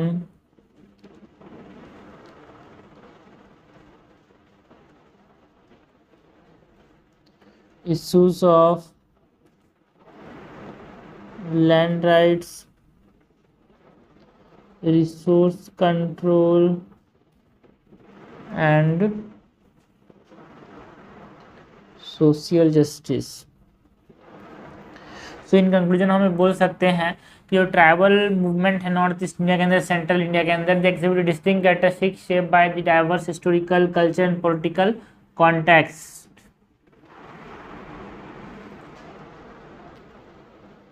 Thus, the tribal movement in northeast and central India exhibit distinct characteristics shaped by the diverse historical, cultural and political context. Okay, so इस प्रकार से हमने conclude किया question का answer को। भाई question क्या था, compare the nature of tribal movement between north east and central India, briefly mention the current status of existing tribal movement in this areas. तो हमने बताया कि देखो जो नॉर्थ ईस्ट इंडिया के जो ट्राइबल मूवमेंट्स हैं, they are mainly because of the ethnic, culture and political aspirations यार, है ना। बट जो सेंट्रल इंडिया में है वहाँ पे social, economic and land rights के इशूज़ के ऊपर वहाँ के जो मूवमेंट्स हैं। सबसे पहले हमने बताया कि नॉर्थ ईस्ट इंडिया के अंदर जो मूवमेंट्स हैं वो तीन तरह के, यहाँ पे तीन कैटेगरी में हम क्लासीफाई कर सकते हैं, जो कि movements for autonomy and statehood like Bodos, Kukis and Karbis ने जो मूवमेंट किए यहाँ पे, है ना, या फिर मूवमेंट ऑफ सिसेशन, मतलब है ना अलग अपना एक कंट्री बनाने के लिए, फिर अलग पार्ट बनाने के लिए, सेल्फ डिटर्मिनेशन के लिए, लाइक नागाज एंड मिजोज का जो ट्राइबल ग्रुप्स का, ये जो ट्राइबल ग्रुप्स है ना नागाज एंड मिजोज, इनका एक तरह से जब आज़ाद हुए हम तो एक अलग से अपना एक राज्य बनाने के लिए, स्टेटहुड के लिए लड़ते थे ये, बस स्टेटहुड के नहीं मतलब अलग पार्ट बनाना चाहते हैं हम बोल के। सो ये भी एक कारण रहा है। तीसरा कुछ एथनिक कॉन्फ्लिक्ट या फिर जो कल्चर प्रिजर्वेशन के मूवमेंट्स रहे, बिकॉज जो ट्राइबल्स हैं वो चाहते थे कि उनका जो कल्चर है, उनका जो आइडेंटिटी हो, वो रिसोर्स हो, वो क्या रहे, प्रिजर्व रहे, तो उसके लिए मूवमेंट हुए हैं यार, है ना। सेंट्रल इंडिया में जो मूवमेंट्स हैं वो दो तरह के हुए हैं बस, एक तो सोशल एंड इकोनॉमिक राइट्स के लिए, और दूसरा जो थे वो लैंड एलिनेशन एंड डिस्प्लेसमेंट को देखते हुए। हमने देखा जो माइनिंग प्रोजेक्ट्स है ना, इंडस्ट्रियल प्रोजेक्ट्स, डेवलपमेंटल प्रोजेक्ट्स, उसकी वजह से हमारे पास जब लैंड एलिनेशन हुआ तो उसकी वजह से मूवमेंट्स हुए। फॉर एग्जाम्पल हमने झारखंड के अंदर हमारे पास जो छोटा नागपुर उन्नति समाज ने जो मूवमेंट किया था अगेंस्ट दिस माइनिंग एक्टिविटीज़, उसकी बात कर सकते हैं, है ना। हमारे पास सोशल एंड इकोनॉमिक राइट्स के लिए मूवमेंट हुए। फॉर एग्जांपल झारखंड के अंदर हमने एग्जांपल दिया कि जो मुक्ति मोर्चा था, है ना, फॉर दी पीपल्स जो कि सोशली इकोनॉमिकली डिप्राइव्ड हो जा रहे थे यार, है ना, तो उनके लिए यहाँ पे इन्होंने लड़ा, है ना। तो हमने बताया ये सब चीज़ें पहली हुई ना। आज के ज़माने के हमने करंट स्टेटस की बात की। देखो भाई जो ट्राइबल मूवमेंट हैं वो फ्रेगमेंटेड हो गए हैं, डाइवर्सिफाई हो गए हैं। बोर्ड टेरिटोरियल काउंसिल की बात कर सकते हैं नॉर्थ ईस्ट इंडिया के अंदर, या फिर जो नागा ने जो पीस अकॉर्ड रिसेंटली साइन किया था फॉर दी ग्रेटर ऑटोनॉमी, है ना। एंड सेंट्रल इंडिया के अंदर हमें बोल सकते हैं कि जो मूवमेंट्स हैं आज भी एक तरह से land rights and resource control के लिए हैं। बट हाँ एक चीज़ और बताना पड़ेगा कि जो सेंट्रल इंडिया है वहाँ पे लेफ्ट विंग एक्सट्रीमिज्म ने भी एक इंपॉर्टेंट या फिर जो डायनेमिक्स है ट्राइबल मूवमेंट को उसको भी कॉम्प्लिकेट कर दिया है यार। सो इन कंक्लूजन हमने बताया कि देखो जो ट्राइबल मूवमेंट्स है नॉर्थ ईस्ट इंडिया के अंदर एंड सेंट्रल इंडिया के अंदर, ये डाइवर्स या फिर डिस्टिंक्ट कैरेक्टरिस्टिक प्रोवाइड करते हैं, लाइक हिस्टोरिकल, मतलब डिस्टिंक्ट इनका एक कैरेक्टरिस्टिक है यार, जो कि historical, culture and political context के द्वारा ही शेप किया गया है। हमारा तो गोल क्या होना चाहिए, तो गोल होना चाहिए कि हम क्या करें, है ना, एम्पावर करें इनको, अपलिफ्ट करें जो रेस्पेक्टिव ट्राइबल कम्युनिटीज़ हैं उनको, और एक तरह से उनके जो ऑब्जेक्टिव्स हैं नेचर को, है ना, सिग्निफिकेंटली ध्यान से सोचें और उसके लिए कुछ एक्शंस लें यार, ठीक है। सो this is all about the answer of this question. Next question की बात करते हैं। क्वेश्चन नंबर बी क्या है, ब्रीफली डिस्क्राइब, 8 बी है ना, briefly describe the anthropological perspective on the development. ठीक है, डेवलपमेंट के ऊपर हमको क्या बताना है, एंथ्रोपोलॉजिकल पर्सपेक्टिव बताना है। And how have anthropologist contributed in the India's rural development. ठीक है, इंडिया के रूरल डेवलपमेंट में एंथ्रोपोलॉजिस्ट ने कैसे कंट्रीब्यूट किया उसकी बात करनी है। फिर से एक बार पढ़ते हैं भाई, क्वेश्चन क्या है, briefly describe the anthropological perspective on development and how have anthropologist contributed in India's rural development. ठीक है, सो आंसर को हम इंट्रोड्यूस कर सकते हैं बाय मेंशनिंग दैट जो एंथ्रोपोलॉजिकल पर्सपेक्टिव ऑन डेवलपमेंट का मतलब क्या है, it focuses on what, understanding the social, cultural, political, है ना, इकोनॉमिक डायमेंशंस को समझने की बात होती है भाई ह्यूमन सोसाइटीज़ की, एंड कैसे इंटरेक्ट करते हैं और कैसे वो चेंज होते हैं ओवर टाइम, वो इसको उसकी स्टडी को हम यहाँ पे बोलते हैं एंथ्रोपोलॉजिकल पर्सपेक्टिव ऑफ डेवलपमेंट। ठीक है, एंड इस पर्सपेक्टिव के अंदर एक holistic, comparative and field based emphasis किया जाता है on the needs and respect कर किया जाता है कि जो कल्चर्स हैं, जो बिलीफ है ना, जो प्रैक्टिसेस हैं उनको। ओके, तो यहाँ पे हम यहाँ बोल सकते हैं कि एंथ्रोपोलॉजिकल पर्सपेक्टिव का मतलब क्या है,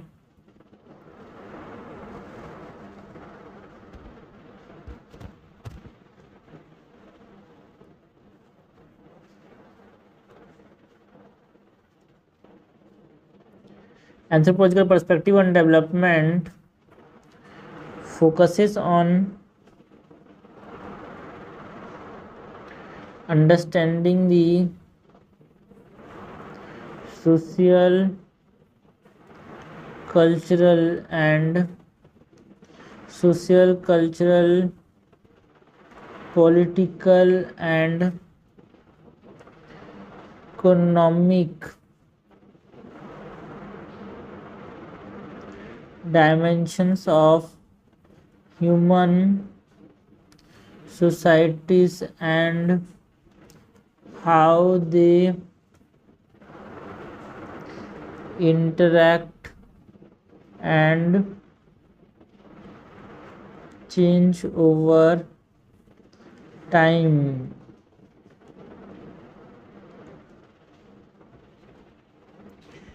कि एंथ्रोपोलॉजिस्ट जो है बहुत ज़्यादा कंट्रीब्यूट किए हैं यार टुवर्ड द रूरल डेवलपमेंट। कैसे, by studying and documenting the cultural dynamics of rural communities, and वो कैसे एंगेज करते हैं डेवलपमेंट इनिशिएटिव में, है ना, उसकी बात की इन्होंने। सो अगर हम की कंट्रीब्यूशंस की बात करें,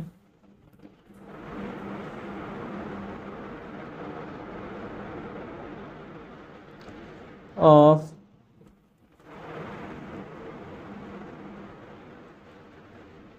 एंथ्रोपोलॉजिस्ट इन रूरल डेवलपमेंट,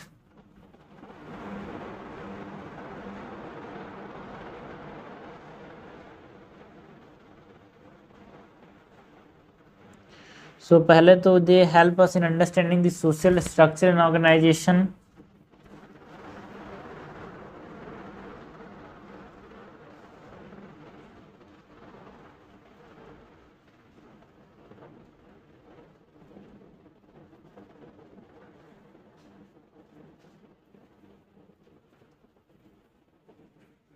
है ना, because they provide the insight to the complex social hierarchies, या फिर जो कास्ट सिस्टम है, किनशिप पैटर्न है, या फिर पावर डायनेमिक्स है that shape the rural development और rural societies in India.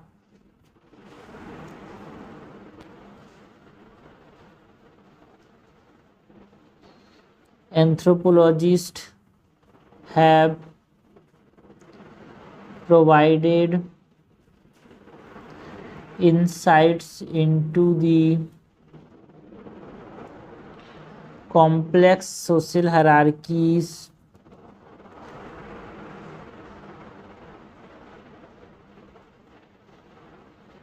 caste system, kinship patterns, and power dynamics that shape the rural societies in India।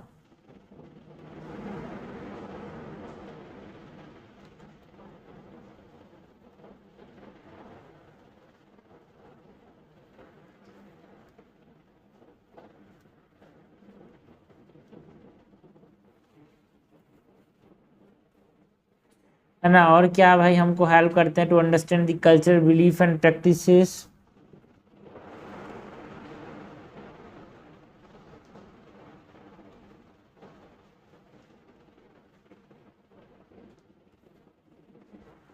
है ना, कैसे? बिकॉज ये आइडेंटिफाई करते हैं यार, help us identify the factors that influence people's attitude toward and behaviour toward development issues such as education, health and natural resource management.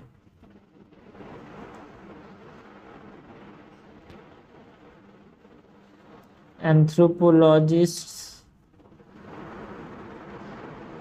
have helped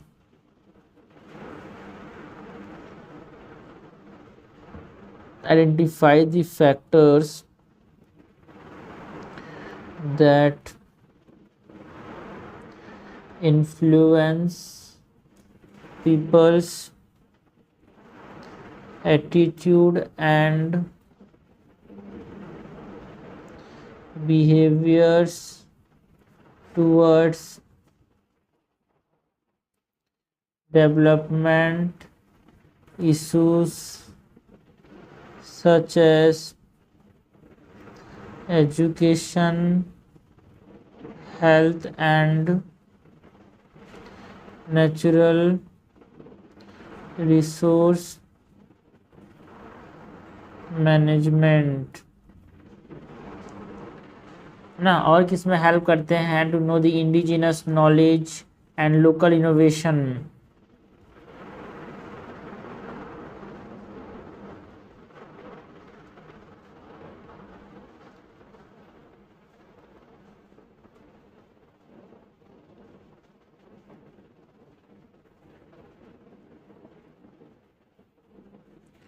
है ना, because समझना कोई कोई ट्रेडिशनल नॉलेज है या फिर इनोवेटिव प्रैक्टिस जो कि रूरल कम्युनिटीज़ में फॉलो होता है, जैसे एग्रीकल्चर के अंदर, वेस्ट मैनेजमेंट के अंदर या फिर वाटर मैनेजमेंट के अंदर, हेल्थ के अंदर उसको इस्तेमाल कर सकते हैं। है ना, because they can be a locally relevant developmental solution. So यहाँ पे हम बोल सकते हैं that anthropologists have documented the rich traditional knowledge and innovative practices of rural communities in areas such as agriculture, water management and healthcare।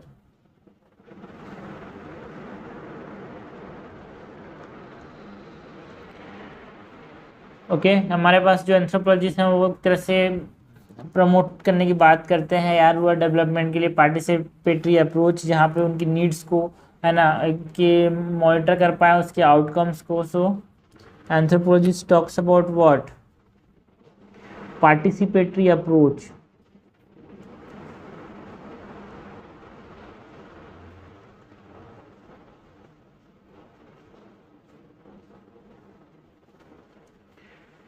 wherein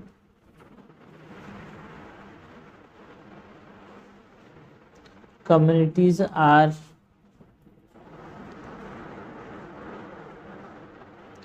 actively involved in identifying their needs, designing interventions and monitoring their outcomes।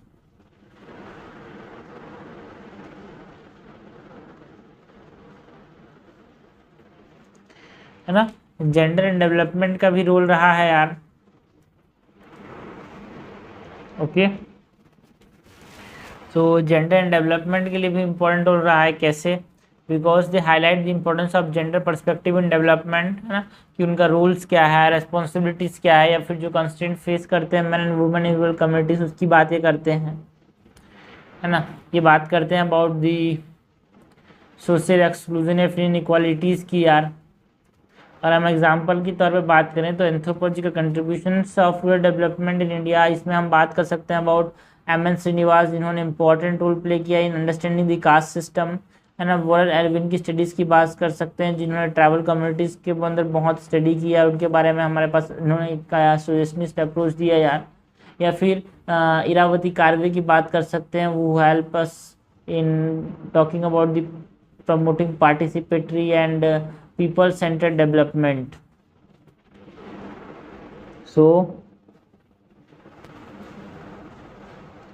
anthropological contributions to rural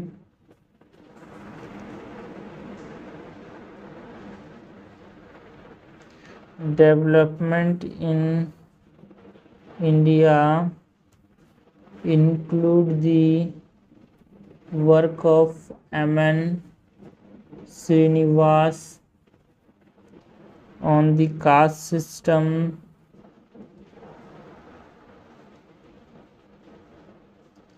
where Elvin's studies on tribal communities and the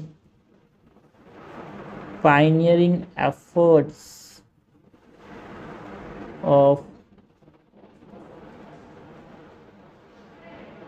anthropologists like Irawati Karve, जो first, है ना, women anthropologist के form में आप इसको समझ सकते हो इनको।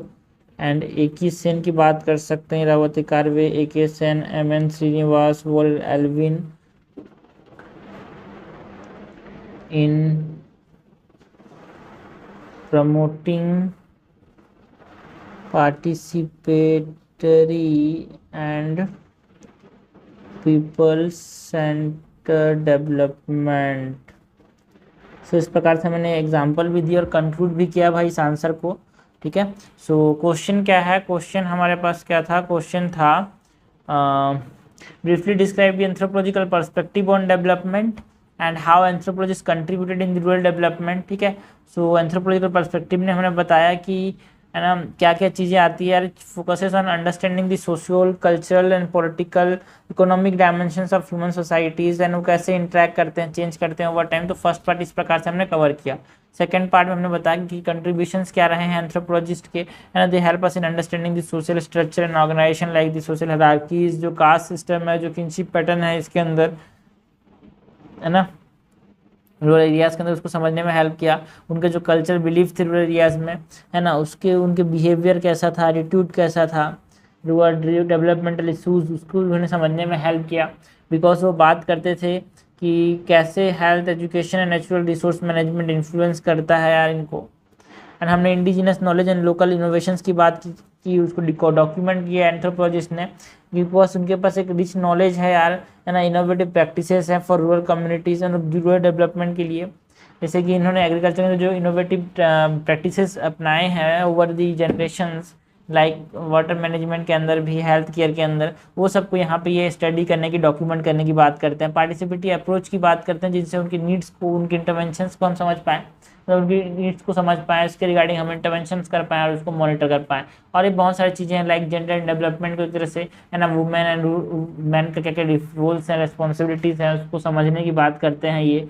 या फिर जो सोशल एक्सक्लूजन है ना, इनइक्वालिटीज़ है, उसको एड्रेस करने की बात करते हैं रिगार्डिंग द कास्ट, है ना, gender and tribal identity.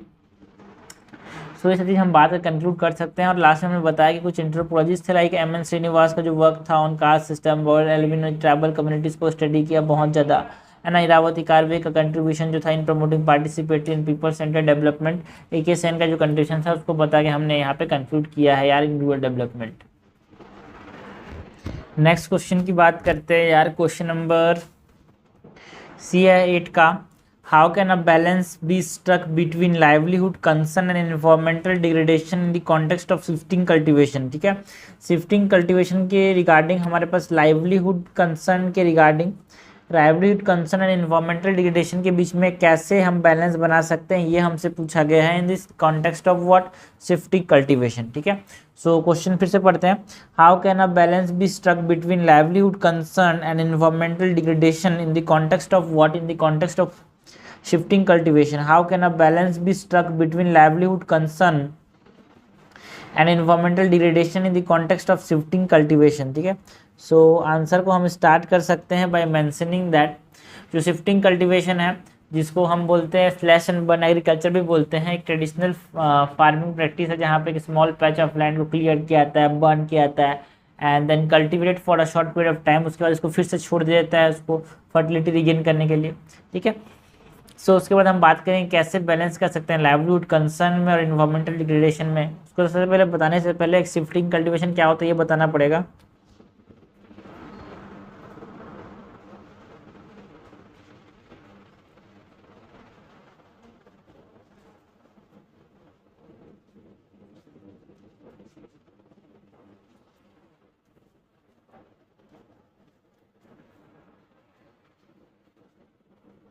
It is a traditional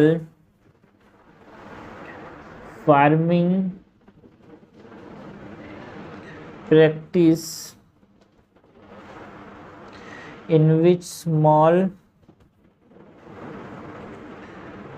patches of land are cleared, burned and cultivated for a short period before being left fallow for the soil to regain what? To regain fertility.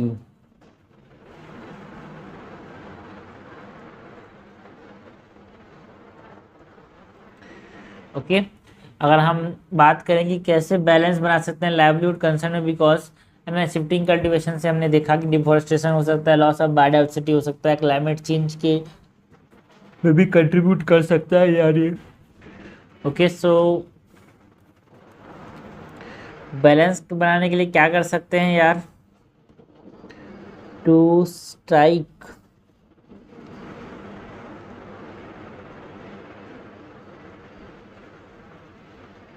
a balance between livelihood concern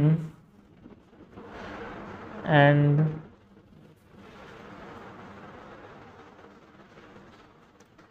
environmental degradation we can do।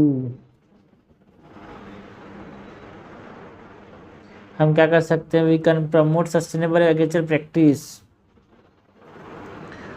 Promote sustainable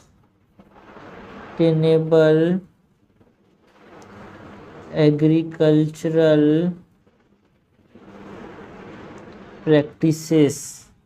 जैसे कि मिजोरम के अंदर हमारे पास एक alternative invent किया गया भाई shifting cultivation का, जहाँ पे the new land use policy इस्तेमाल किया गया, जहाँ पे हॉर्टिकल्चर, एनिमल हस्बेंड्री या फिर अदर सस्टेनेबल प्रैक्टिस का इस्तेमाल किया जाता था। तो जहाँ पे वो शिफ्टिंग कल्टीवेशन फॉलो कर रहे हैं वहाँ पे ऑर्गेनिक फार्मिंग की बात करने, ऑर्गेनिक फार्मिंग फॉलो करो, इंटरक्रॉपिंग फॉलो करो, बिकॉज वो क्या करते हैं, सॉइल फर्टिलिटी को मेंटेन करने में हेल्प करते हैं, बायोडाइवर्सिटी को प्रोटेक्ट करने में हेल्प करते हैं। For example in Mizoram the new land use policy was introduced which promotes horticulture, animal husbandry and other sustainable practice.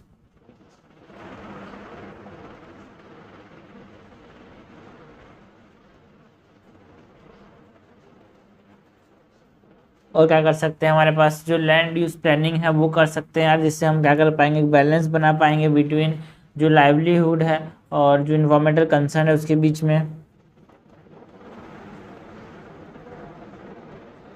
Okay, land use planning मतलब हमारे पास क्या बात कर रहे हैं, जैसे कि यहाँ पे डिफॉरेस्टेशन को प्रिवेंट करने की बात करते हैं। जो सेंसिटिव एरियाज हैं, लाइक इकोलॉजिकली सेंसिटिव एरियाज, वहाँ पे इम्पोर्टेंट होता है यार, है ना, लैंड को कंजर्व करना, इकोसिस्टम को कंजर्व करना। सो फॉर एग्जांपल यहाँ पे हम बात कर सकते हैं अबाउट दी नागालैंड, जहाँ पे गवर्नमेंट ने इनिशिएट किया एक प्रोग्राम कॉल्ड ज़ूम इंटेंसिफिकेशन, है ना, jhum intensification and biodiversity conservation which aim to promote sustainable land use practice. Example के तौर पे Nagaland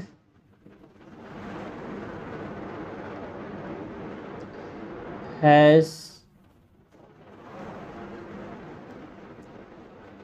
Nagaland government has initiated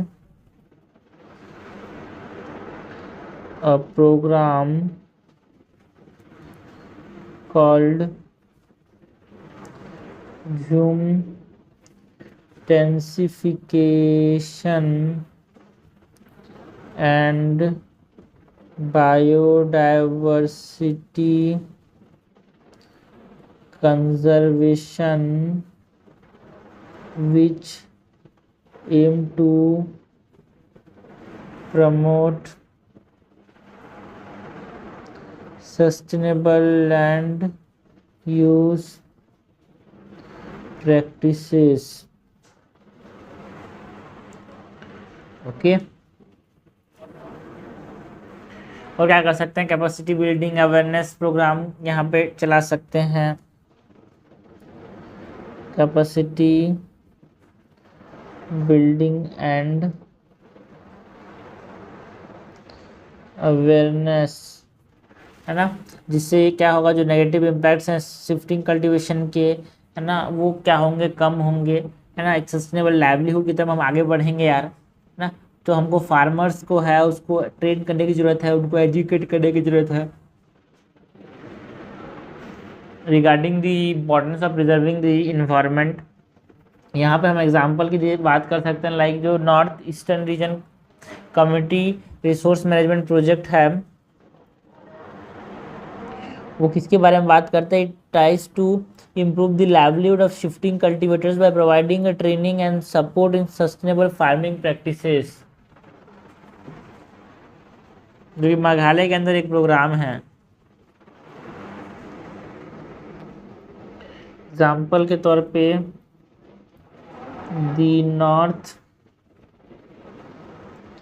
eastern region community resource management project NERCOM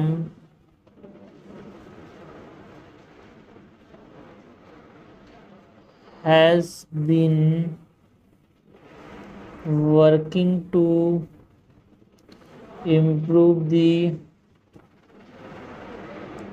livelihood of shifting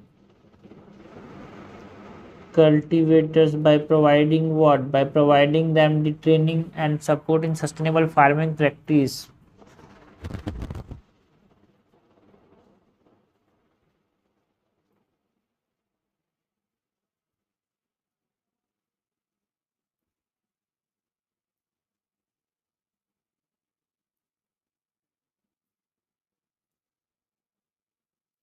okay, और ये बहुत सारी चीज़ कर सकते हैं, लाइक हमारे कुछ पॉलिसी रिफॉर्म्स एंड इनिशिएटिव्स की जरूरत है, अल्टरनेट लाइवलीहुड ऑप्शंस उनको प्रोवाइड कर सकते हैं, लाइक हॉर्टिकल्चर या apiculture, sericulture, providing alternative livelihood options. For example Arunachal Pradesh के अंदर जो गवर्नमेंट ने प्रमोट किया, ज़्यादातर ये सब चीज़ें में नॉर्थ ईस्ट स्टेट्स बहुत ज़्यादा इन्वॉल्व है यार, बिकॉज वहीं भी ज़्यादा शिफ्टिंग कल्टीवेशन फॉलो किया जाता है। सो अरुणाचल प्रदेश गवर्नमेंट ने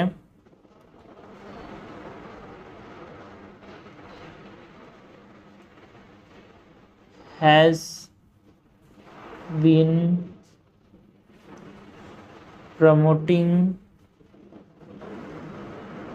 ऑप्शंस लाइक हॉर्टिकल्चर, हॉर्टिकल्चर मतलब फल फ्रूट्स है ना, फूल्स, apiculture and sericulture, earthworm, rare silkworm, to reduce dependence on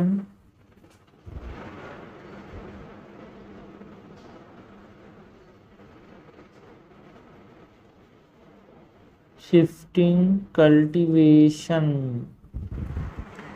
okay और ये बहुत सारी चीज़ कर सकते हैं, like community participation, traditional knowledge को यहाँ पे फोकस करेंगे।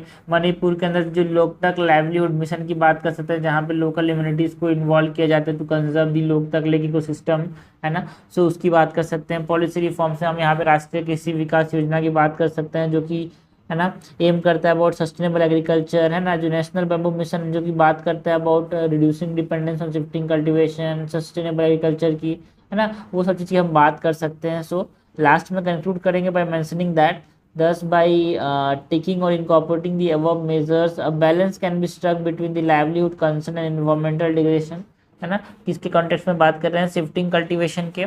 But it is also essential to adopt a holistic approach जो कि कंसिडर करे भाई उनकी इकोनॉमिक, मतलब socio economic, cultural, ecological aspect of the communities को, है ना, and work toward the sustainable development in this reason.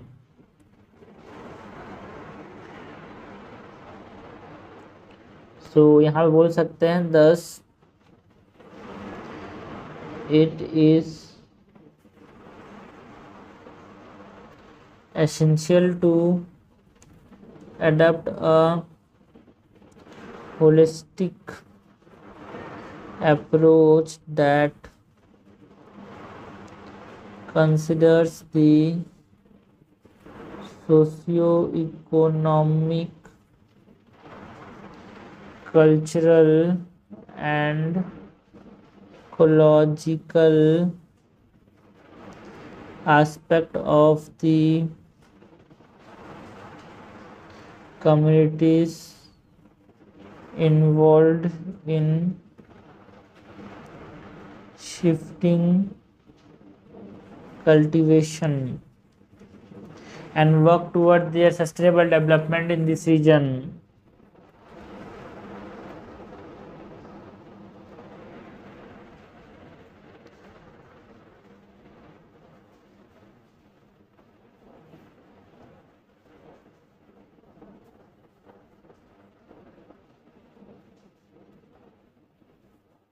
Okay इस प्रकार से हमने कंक्लूड किया भाई। क्वेश्चन क्या था, क्वेश्चन था how can a balance be struck between the livelihood concerns and the environmental degradation in the context of shifting cultivation. तो हमने इंट्रोड्यूस किया बाय मेंशनिंग दैट कि शिफ्टिंग कल्टीवेशन होता क्या है भाई, एक फार्मिंग प्रैक्टिस है जिसमें एक लैंड के पैच को क्लियर किया जाता है, जहाँ पे पेड़ वेड़ तो काट दिया जाता है, उसको जला दिया जाता है, फिर वहाँ पे खेती किया जाता है, उसको फिर छोड़ दिया जाता है कुछ समय तक, है ना, जिससे वो अपना फर्टिलिटी को रीगेन करे। तो लेकिन उनके जो लाइवलीहुड पैटर्न है और जो इन्वायरमेंटल डिग्रेडेशन है जो लोग उसको फॉलो करते हैं उसको कैसे मेंटेन रखें, कैसे बैलेंस बनाए रखें। तो देखो हमको कुछ ऐसे सस्टेनेबल प्रैक्टिस फॉलो करने पड़ेंगे, जैसे कि हम वहाँ पे जो पेड़ में उगा रहे हैं, सपोज करो हम शिफ्टिंग कल्टीवेशन में पेड़ काटे, वहाँ पे कुछ चीज़ उगा रहे हैं, तो वहाँ पे जनरली हम फोकस करेंगे हॉर्टिकल्चर या फिर एनिमल हस्बेंड्री पे फोकस करें, वहाँ पे जो चीज़ें हैं उसके अंदर, ठीक है, जिससे वहाँ पे फर्टिलिटी जल्दी तो रीगेन करेगा ही करेगा।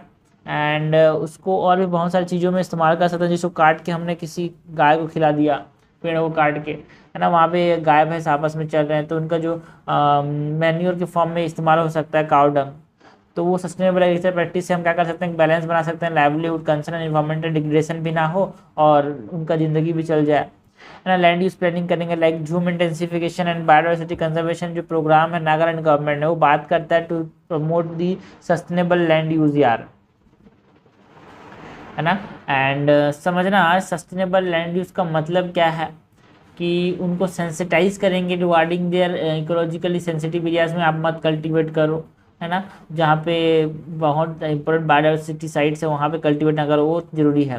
Capacity building and awareness programme चलाएंगे, जैसे कि north eastern region community resource management programme जो कि मेघालय के गवर्नमेंट ने यहाँ पे लॉन्च किया था, है ना। वो बात करता है कि जो झूम कल्टीवेटर्स हैं उनको एक ट्रेनिंग प्रोवाइड करने की बात करता है ना।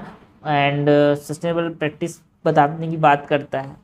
और भी अल्टरनेटिव लाइवलीहुड ऑप्शंस प्रोवाइड कर सकते हैं उनको। For example Arunachal Pradesh government ने बहुत सारे ऑप्शंस प्रोवाइड किए वहाँ के जो झूम कल्टीवेटर्स या फिर शिफ्टिंग कल्टीवेटर्स हैं, लाइक आप सेरीकल्चर कर सकते हो, आप सिल्क पॉम रेयर कर सकते हो, है ना, फॉर लाइवलीहुड। आप हॉर्टिकल्चर कर सकते हो, फल फूल उगा सकते हो, या एपीकल्चर कर सकते हो, जिससे डिपेंडेंस जो है शिफ्टिंग कल्टीवेशन पे कम हो। और भी बहुत सारी चीज़ें हैं, लाइक आप यहाँ पे रिफॉर्म्स ला सकते हैं, इंसेंटिव्स ला सकते हैं, लाइक कृषि विकास योजना, राष्ट्रीय कृषि विकास योजना, नेशनल बैम्बू मिशन की बात कर सकते हैं।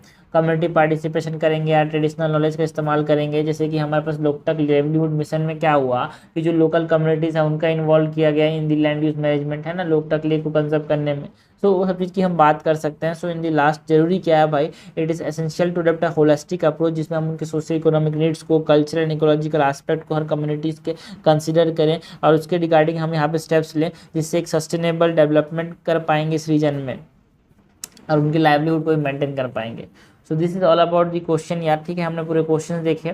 सेक्शन बी का क्वेश्चन थे, सेक्शन बी का पार्ट 2 है ये। Section B of what, paper 2 of what 2022 के PYQs। तो हमने अब पूरे के पूरे 2022 के PYQs खत्म कर लिए हैं भाई। पेपर 1 का सेक्शन ए बी देखा, पेपर 2 का सेक्शन ए बी देखा, ठीक है। इसके बाद हम 2021 5 साल के अगर आपने एंथ्रोलॉजी पेपर बना लिया तो आपके पास जो कॉन्फिडेंस आएगा, आपके पास एक कंटेंट बेस बनेगा ना, वो आपको बहुत आगे ले जाएगा यार।